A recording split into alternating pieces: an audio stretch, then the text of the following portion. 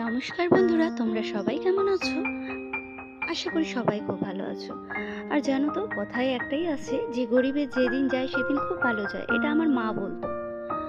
তো আমারও সেরকমই যাচ্ছে, যেদিন যাচ্ছে ভালোই যাচ্ছে। তো আজকে সকালবেলা ডালিয়া করেছিলাম, একবারে মিহিরকেও খাইয়ে দিয়েছি। ওর বাবা খেয়ে গেছে কাজে, আর আমিও খেয়েছি। আর খেতে খেতেই ভেবেছিলাম আজকে মাংস করবো, কারণ পেঁপে অনেকগুলো বাড়িতে রয়েছে।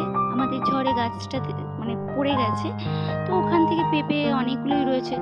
এবার সেই পেঁপে দিয়ে তো অনেক কিছুই খেয়েছি, আজকে ভেবেছিলাম মাংস করবো। আর এই বাঁধাকপিটা এনে রেখেছিলাম বুধবার হাট থেকে। সেই বাঁধাকপিটা এতদিন রেখে দিয়েছি, সেটা নষ্ট হয়ে গেছিলো।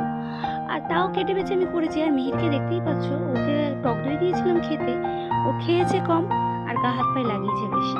আর এদিকে ওকে দেখতে দেখতে আমি আবার মাংসের তরকারি নামিয়ে নিলাম। মাংসের তরকারি রেডি হয়ে গেল। ও স্নান করতে করতে আম খাচ্ছে, দেখতেই পাচ্ছ। আর আমিও স্নান টান করে রেডি হয়ে নিলাম।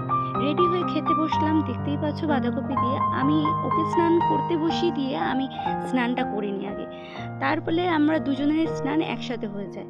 আর আমার মাংস তরকারিটা আজকে খেতে খুবই সুন্দর হয়েছিল। তোমরা ভাববে যে আমি হয়তো মিথ্যা কথা বলছি, নিজে রান্না করেছি বলে নিজের প্রশংসা করছি না।